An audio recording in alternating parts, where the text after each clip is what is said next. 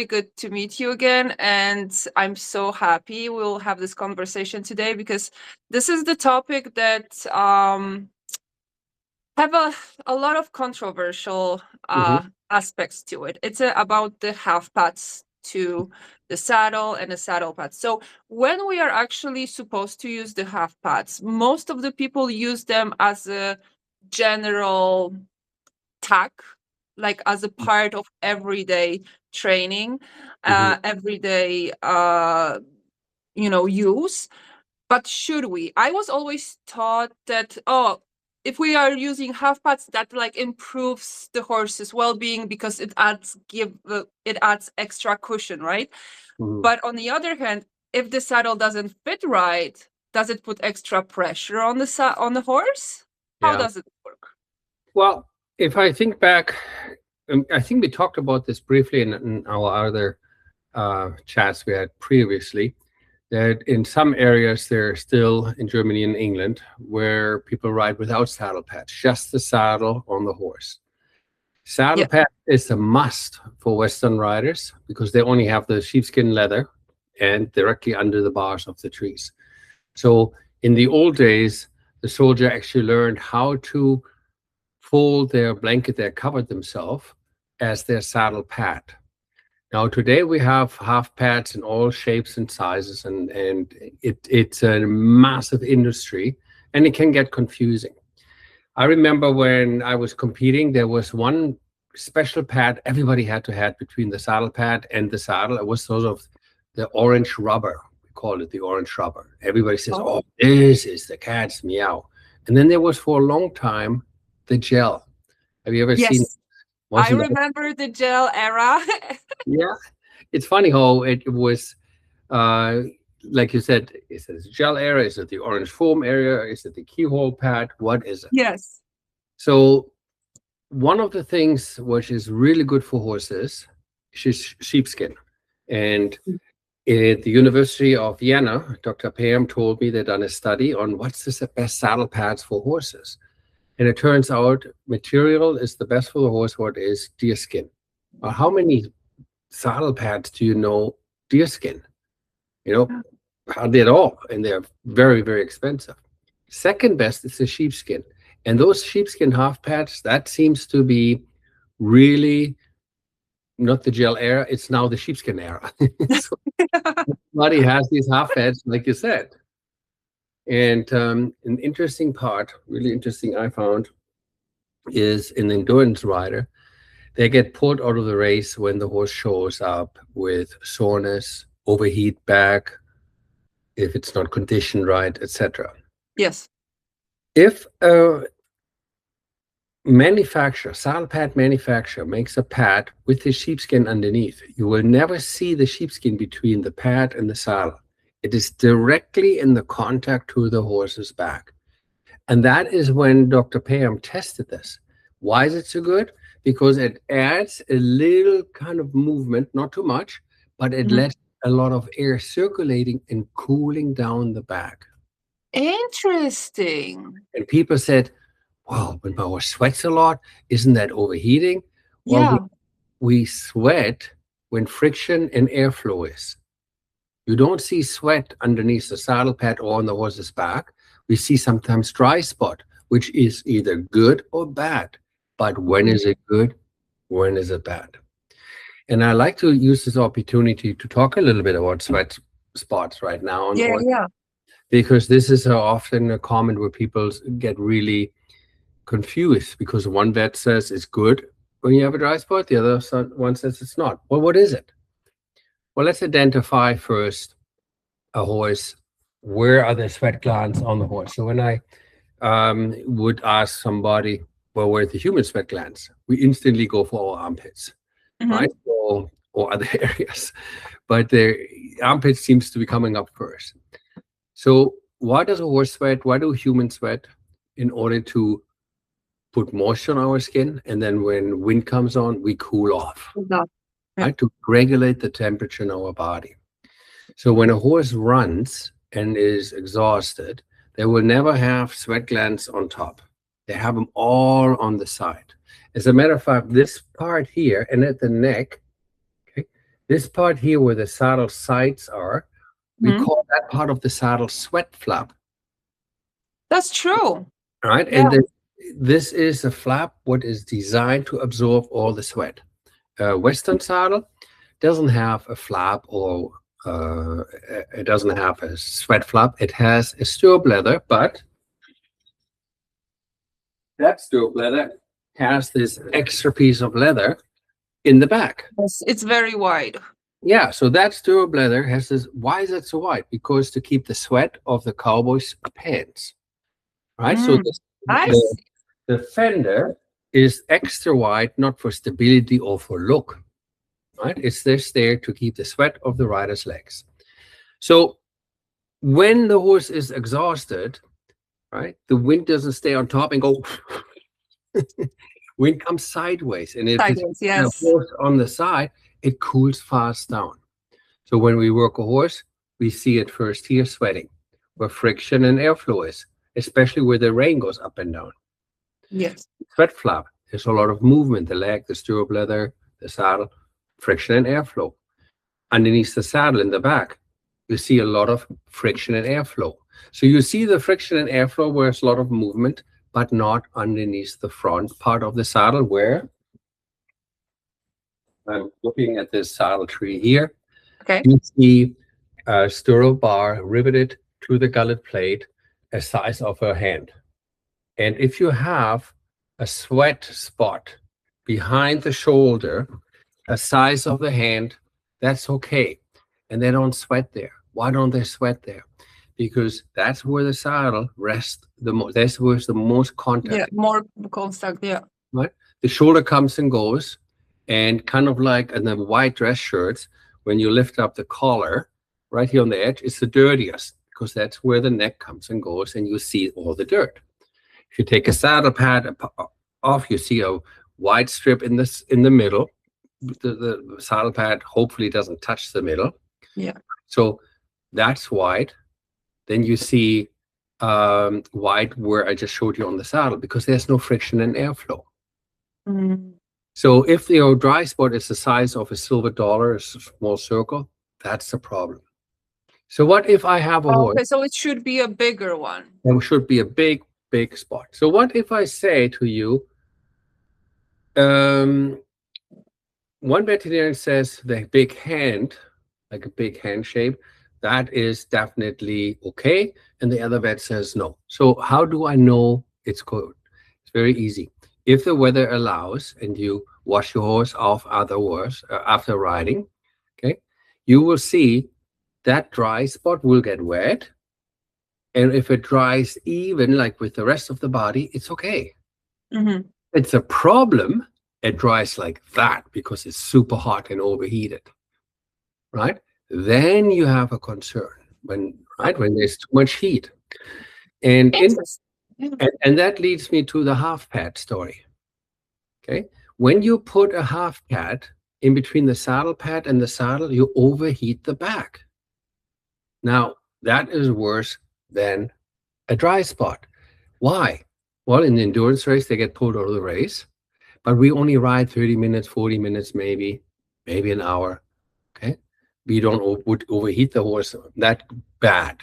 But you have to ask the question, why is the manufacturer put a sheepskin underneath the pad so it's directly in contact with the horse? To create friction and airflow so the horse can sweat and cools and keep the back cool. So if you do that, then you say, wow, then I have to wash my pads so much. And you know how expensive these are? It's really hard to wash these pads, right? So we don't. Well, to be honest, I really don't like excuses like something is too expensive, something is too hard, something takes a time, something takes effort, because horses require that. And like in my opinion, you have to make those sacrifices. This is accounted in the sport, in the lifestyle. So nothing with the horses should not be done because it's too hard, too inconvenient, or too expensive if it comes to the horse welfare. Well said. Well said. The other most common excuse is, well, I want everybody to see I have a cool pad too. And if it's underneath my other saddle pad, people don't see it. So it's a, I got one too kind of a statement. Yeah. So if I share this slideshow with you here. So we, let me go to this here in the beginning. So we had always comes back from the military, certain rules, how they controlled people and taught people when there's a lot of horses, a lot of people to follow and teach them as fast as we can, from mapping the horse, saddle pads, had a main rule is to be used to placed in size according to the mapping of the horse. So you can see on this slide right here, you see a circle there. See that? Yeah. That circle is called the ring of light. So they looked at the ring of light, they looked at the end of the mane, and right in between there is where the main contact of the saddle support area is. So if you look from the top and we say, okay, the ring of light, what we just saw there is here. Mm-hmm. The mane most of the time ends where the end of the shoulder is. So, and that would be in the biggest part of the strongest muscle, longest mucosa, and of course away from the spine. So once the soldier mapped the horse, they had then their blanket and their saddle for this particular horse. So this was a very common a theme. So the saddles went from the old first saddles made in China to officer saddles, which then we had serge and linen in here, where a soldier could go through and manipulate it. I remember that I even made one of those saddles. I'm not from the 30s or 40s, but in 1978, our company, who I worked for, had an order for 2,500 saddles that went to Chile, and they used it still in the army. Oh, yeah. So fact is that saddle pads come in all different types of shapes, and what we want to do is protect them. So let's talk about half pads for a moment. These pads here, made out of gel, and they have that fuzzy around you see here. Yeah. But what is actually gel? Where did that originate from? It originated from somebody saw it at the hospital. When you get a super difficult surgery on your elbow and you can't have any rest on it, otherwise the circulation gets cut off, they give you a big square pad of seaweed. So seaweed made into a gel. So it lays there and it kind of moved and kind of stimulated the circulation. Yes. And now what a great idea to put this on the horse. It is great when it is left and right, like I showed you in this previous slide. Let me go back to that. Left and right of the spine and not across the spine. Because if you put it across the spine, all the gel is covered in what? Plastic. Can you imagine how you break out in literally sweat and water all over your back when you have plastic jacket? It doesn't absorb and it doesn't breathe. No, right? So if the gel is exactly there where the green area here is, okay, and there is room or space in the middle, the heat can dissipate. Yeah. Then they said, okay, that's too difficult to make.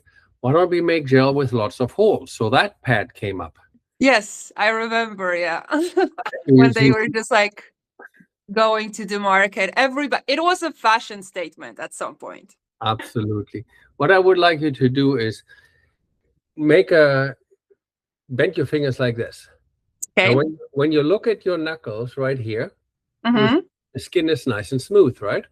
Now straighten your fingers and you see all the wrinkles there, right? Yeah. Okay, so if I'm going to get rid of the wrinkles, I pull this skin away like that. And now if I would bend it, I get red fluid in between. The reason why I have all these wrinkles there, right? So when I bend my fingers, that skin doesn't get tight over the withers or over my fingers. The highest part of the horse's body, it's not the pole, it's the No, withers. withers.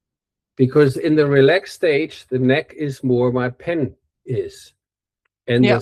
and look how long these bones are. So the most important, or no, I shouldn't say most important, all organs are important, but the biggest organ the horse has is the skin. Yes.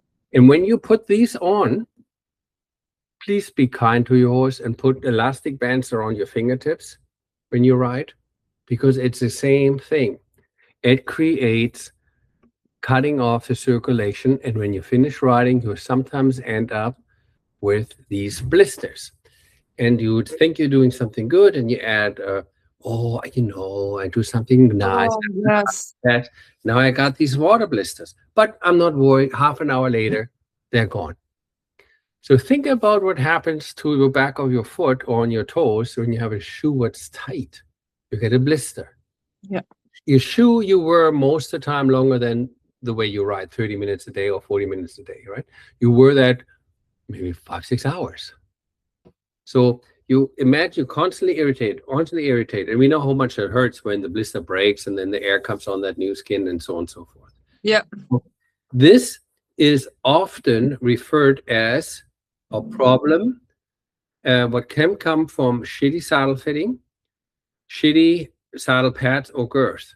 So the last thing I want to do is anything what goes tight over that withers. Just to put that in context, look how long this is the spinal processes of the withers. Oh, wow. Compared to the area behind where you sit, right? So these withers goes long and then they go shorter.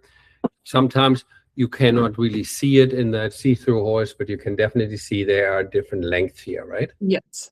Yes. So when we go through all that and we think about saddle pads, think about socks, and now you have to put a shoe on your sock which is relatively tight. If it's your figure skating, your ice hockey boots, your downhill ski boots, your tennis shoes. If you have a sock, a tube sock, what doesn't have the stitched in heel, most likely you have all these wrinkles on top of your arch. And the last thing you want is the boot or the shoe pushing those fabrics in. You know how you learned in kindergarten, pony club, lift up the saddle pad. Right? Yeah, it's like the first thing, you put the saddle pad and then you lift it up all the way up. Yeah, to just like make a room for a spine. That's right, to avoid this effect. When you have a pad what doesn't have a withers cut in, and it's an elastic and stretches in all the way, you will put massive stretch over what goes against what you learned in pony club. Yeah. And there was a reason why they did it. Yeah, so now there are like some gels that have cut up holes on the withers. Would those work? I'm going to come back to that in a minute. Oh, okay, it's coming back. So saddle pads, I always recommend, unless you have a mutton withered horse, don't buy these. Okay, buy a saddle pad what has a rise. Okay, because that's how the backbone looks like. Yes, we'll pull it up, yeah, but you also pull a lot of wrinkles in here, right? So you put all the wrinkles there, and when you ride, it's right down. Try to get your fingers in there sometimes, not happy. Yeah. So the sheepskin or the saddle pad industry got so fed up that people put the sheepskin on top. It says, okay, we put extra sheepskin on top here so it looks cool. But you notice they didn't put where the saddle sits. Right? So sometimes people put the extra half pad on because it looks fluffy, it looks cool. Yeah, just for the fashion.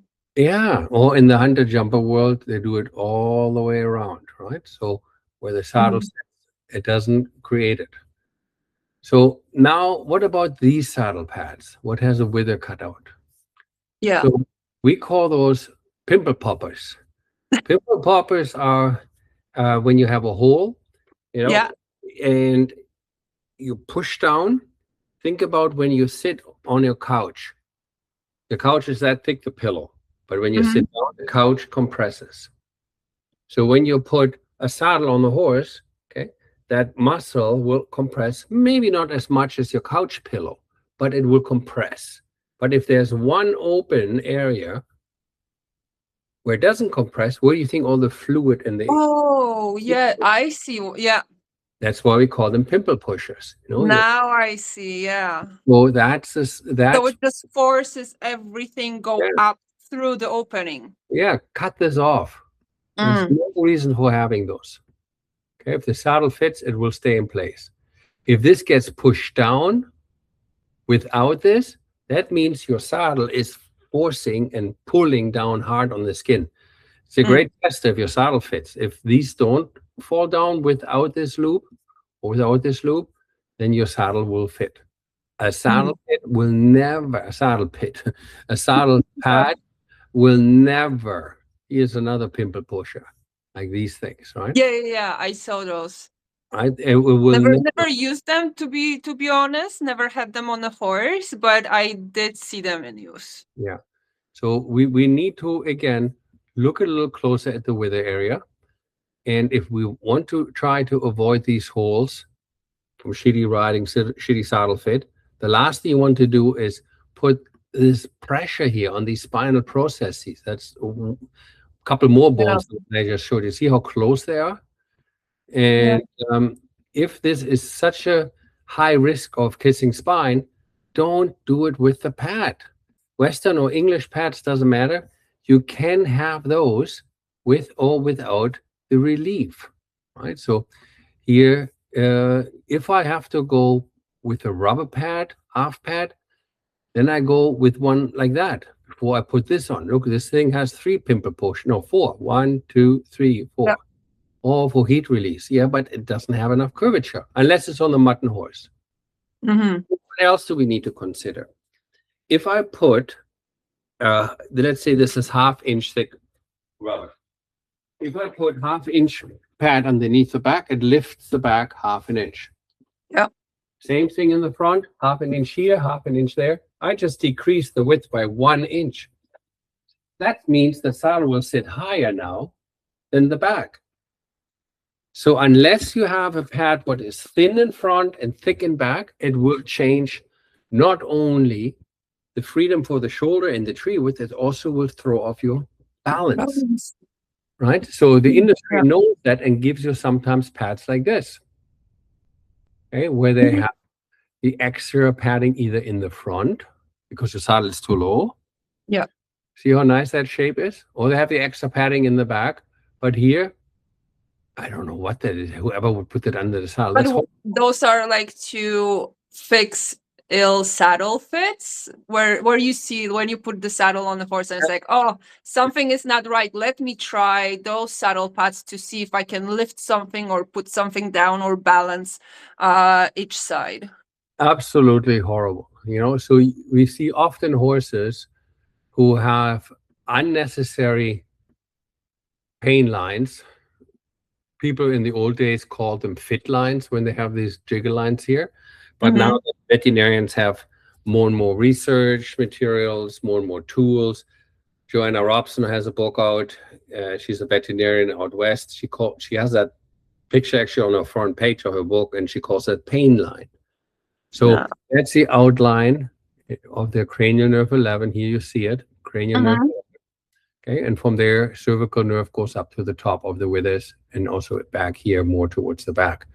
So stay away from pads like we showed you before, what pull like an elastic band over the withers. So then we have, of course, let me see if I find more pads here, those half sheepskin pads. You see those very popular. Yeah, those are pretty popular. Right.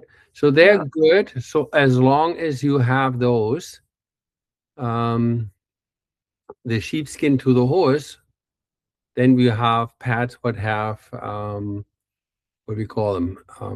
Fitting pads or correction pads. Okay. And they have these things you can put inside.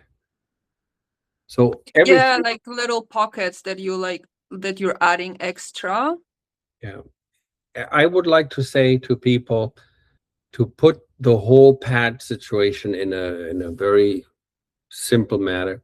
The only reason why English people have saddle pad is to keep the saddle clean, not to protect the horse's back. That's the biggest myth. There's a lot of flocking, stuffing, cushioning material in the English saddle padding. Okay, so something what washes easy, dries easy, what is natural, that's something I want to use. There's a lot of sheepskin pad fake stuff, like the fake sheepskin, way cheaper, Yep. washes much better. But if you take a balloon and you rub it back and forth over your head, what you get? You get electricity in your hair, right? Yeah, you get a static reaction. Most horses hate them with a passion because of that, what you just explained.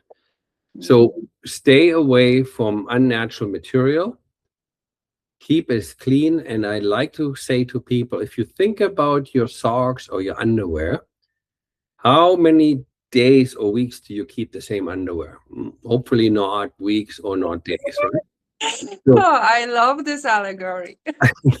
you change them when it's dirty. You know how many saddle pads when I do saddle fitting, and I always say, show me your girth, show me your saddle pad. And that cotton pad used to be soft. It stands by itself. I says, when did you wash them? Oh, I don't wash them. When they fall apart, I get a new one. And I was thinking the underwear story. Oh my God. So a pad, what gets sweaty, gets not only stinky, but also when the horse sweats again underneath, they get sometimes those little hard granule bumps underneath the skin.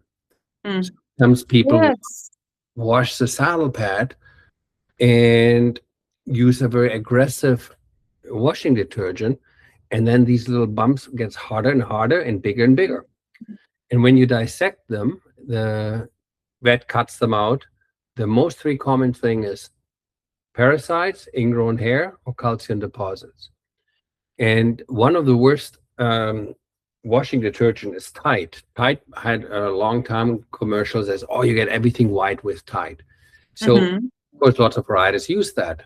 But certain horses had massive breakouts with this. So what you want to use is any kind of a washing material you would wash baby clothes in. So you don't want to have any reaction to the baby skin. Super gentle ones. I get it. Yeah, like to be honest, recently in the recent years, I'm finding more and more horses with those mysterious bumps and lumps that look like pretty much like an ingrown hair, but it was very hard to put my finger on it, like what it is exactly, but that would definitely explains a lot. Like, yeah. So what you want to do when you have a horse like this, first of all, wash your pad. Second of all, if it's old, how many times, I mean, I was a kid and I had a favorite pair of socks and I used to had a good horse shows and I got so superstitious. Oh, my lucky socks. I have to wear my lucky socks. And my mom, everybody has a lucky socks. and throw those lucky socks away because all my 5 toes looked out in the front. They were disintegrating. So sometimes you hold on to certain things for wrong reasons. But my point here is when the saddle pad gets filthy and dirty and falls apart, throw it away. Okay, you can get good saddle pads anywhere from $29 to $59. Cotton is probably the second best after sheepskin. It washes and dries easy, so long it has a wither shape like this one. Then, if you have a horse with bad these granule, those bumps you were talking about, definitely get a new pad. There's something in the pad what is either food for the parasites, what loves it, right? So get rid of the pad. It's not expensive. And then what you do, wash the area with Head and Shoulders. Head and Shoulders has a lot of zinc oxide in. Leave it on 10 minutes, make it nice and foamy, and then wash it off. After 5-7 days, you can't believe your eyes because it breaks the calcium deposit down. Parasites hate it, and it also helps the ingrown hair problem. Yeah, so I love that idea. Yeah, I never thought about it. It works 9 out of 10 times. If it doesn't work for you, so what? You wasted a bottle of Head and Shoulders. It's fine. Yeah, it's worth a try. Yeah, when a vet describes you something, gives you some very sticky, yucky, thick, looks like a zinc oxide cream, what you can buy over the counter. Yeah. But head and shoulders not only keeps that nice and clean your horse's area, but also attacks this more without having the whole back full of this yucky paste, because it's a bitch to get out. It's really hard. So I know, especially if you like have to treat the place under the saddle or under the girth, you cannot have an extra buildup over there of any substance, right? Yeah. So every time when we talk about saddle pad, I also like you to look at this picture here. This is where the front part of your saddle sits over. So this is the withers, and underneath the withers, you see this big fat muscle, longissimus.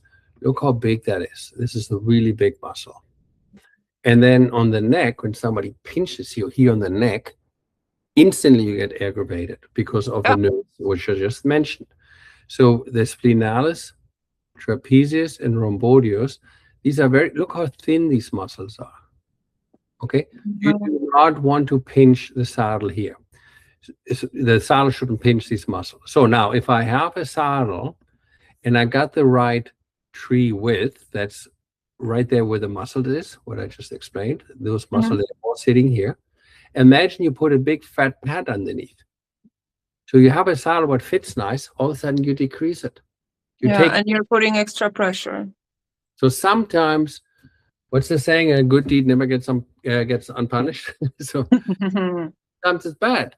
Or you got the right width, but the tree angles off. See how wide that flares off, and the horses is here, and there's so if you do correction pads, needless to say, you don't want it there. It's already tight. You want it down here where we have no contact.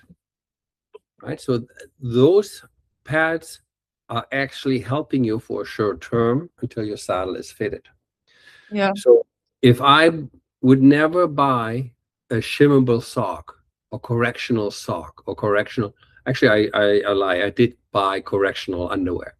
So let me tell you a story about it. I do ballroom dancing, and my coach always says you will never win the Latin classes because you have no butt.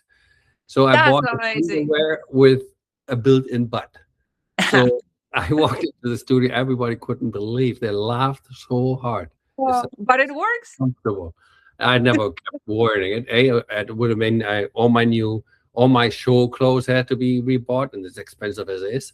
And second, we laughed too much and it felt supernatural. But my point is, the average person doesn't buy fake butt or padded underwear, right? To maybe there's some, maybe I don't want to go there. What I'm trying to say, the underwear is there, so you don't have to wash your pants a lot. Yeah. The reasons too, hygiene. That's true. That's the main reason for it. Right, of course, hygiene as well. And you can also go in your shoes without socks. Many ice hockey players do that. But try to get stink out of the leather, right, out of the shoe. So it's easier when hygienic having socks. So socks and underwear is like saddle pads. The sweat is easier to absorb in the saddle pad than in the leather of your saddle. So you protect the saddle more. So we just need to reverse our thinking what saddle pad does. If I need an extra pad, a thick pad, then it would be mainly and only as a short-term solution to put something underneath here, like a drawing on my drawing here, to support it until I get the saddle fixed. That's kind of what... so it's like a Band-Aid for a momentary inconvenience. Than a thing that should be just used because of the fashion or because we think that we are actually helping the horse to be more comfortable. Exactly. So I hope that clears up a little bit the whole story. Definitely. So here's a nice picture I'd like to quick talk about. This is the horses with us, obviously. This is the wither area what we just talked about in the other picture, where all these sensitive nerves are and where the splinalis, rhomboideus, and trapezius is. We don't want to pinch that. Then all these red dots on the spine, these are the spinal nerves. That back here is the lumbar area. We don't want to push there. Here's the shoulder blade, and then the cartilage on top. Here is the lung meridian point. what causes the horse's respiratory problems. So when we go for correction pads, you want a pad, you avoid the red zone, and you can fit a pad in these 3 zones. You see 30, 40, 30. Yep. and when people look at this, says, what does that mean? Oh, that's how the weight should be distributed.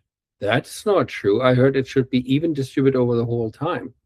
Yeah. At one point, the horses moves this way, goes up and down. And it's physics. When the weight still falls from the rider and the horse wants to bring up the horse back again, that's when the most impact is. And when the back goes down, then this is 33, 33, 33. Okay? Mm-hmm. Many people in all your life experience can actually ride the horse off the forehand. Less than 5%. We all think we can, but less than 5% really engage the horse's back. I know I get a lot of slack right now from many people who listen. No, not me. I can do it. Right?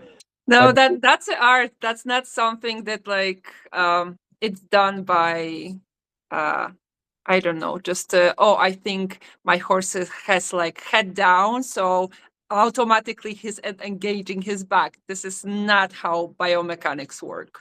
I know, and it's been shown, proven by so many people. So many people. I love. That's why I always go back to classic and to classic riders from like literally 18th, 19th century, because they did have their lightness right. That's right. That's the right word right there, because everything what you see today is everything else except lightness. Oh, it's so heavy. It's so mechanical. Yeah, but I like the word heavy more, because who wants to do anything heavy? And it's so much force and anger, and it's just like nothing what combines us to these horses. But to finish quick this up here, I can easily like go spiral that rabbit hole. I don't want to get in the bad zone. I know. So right here at these transitions is where the direction of the spinal versus processes change. In the middle, you see them straight. Mm-hmm. In the back field here, that's from the 15th rib up, they fall forward. See, they all fall this way. Yeah. And in the first 30 field, they're all falling backwards. See that? Mm-hmm. When the horse brings the back up, that's the first thing we need to get in order to get the hind leg underneath, to get the lightness in the forehand, right? We want them to come off the forehand. Then this will splice out. Mm-hmm. Pad is the first indicator which makes the horse, at least for the first 20 minutes until the horse gets numb, guard themselves. When somebody punches me and sucker punch me in my stomach, they do this only once, and my organs hurt like crazy. So if I see, oh, here it comes again, what am I going to do? I tighten my stomach muscle so hard to soften the blow so my organs don't hurt. So when the horse feels any pressure on the red zone or uneven pressure on the green zone, they tighten the back muscle. And when they tighten the back muscle, they go hollow. So if you have any pads whatsoever, think a pad what controls your padding during riding, which you can stay away from the red zone, long meridian point, the blue thing here, cartilage, right? So you have actually the ability to put it in the green zone, something like this. These are my absolutely pads, because here there is nothing in the red zone where the stallion bites, nothing over the spine. I can control in the 3 pockets what type of pads, and I would always recommend wool felt. Wool felt, it's kind of when you see when people make very expensive hats, they steam them, okay, and then form the wool. When the horse sweats, it steams, and it really takes a beautiful shape. So you have a control how short you want to cut it in the back, so it doesn't go in the red zone behind the horse. Or in the front, you cut them in the front, so you got away from the red zone in front of the shoulder green zone. So these are the only pads I truly recommend. And just like any orthotics, because a correction pad is like a correction orthotics for people in the shoe. You will never have a correction orthotics in an open toe or open heel shoe because they slide, your foot slides. So any pad, if it's not this one, any correction pad must be attached to the saddle. This one here has a Velcro strip in the center, and the saddle you can easily put a Velcro strip underneath. You get a double-sided tape from a hardware store, stick it there, stick those together. Now the pad doesn't shim and move around. Because can you imagine you have this special orthotic and your foot lands on the wrong part of the orthotic? You do more damage to it. So that makes so much sense. Yes. I like the correction pads, but only if they can stick where the saddle is and they don't move around. And I have control as a rider to put even contact in the green zone and stay away from the red zone. That makes so much sense. Well, I hope this was interesting today a little bit. It helps with... Extremely. Thank you so much for this, because this is such a huge topic and we often navigate so blindly in this area because somebody else has the half pad. I think my saddle fits wrong, and we are just like, and the market, it's full of products. It's very hard to wisely navigate. So thank you so much for this. I hope this will help. For sure it will help. Okay. I look forward to see you next time. Of course. Thank you so much, Jochen. Bye-bye. Bye.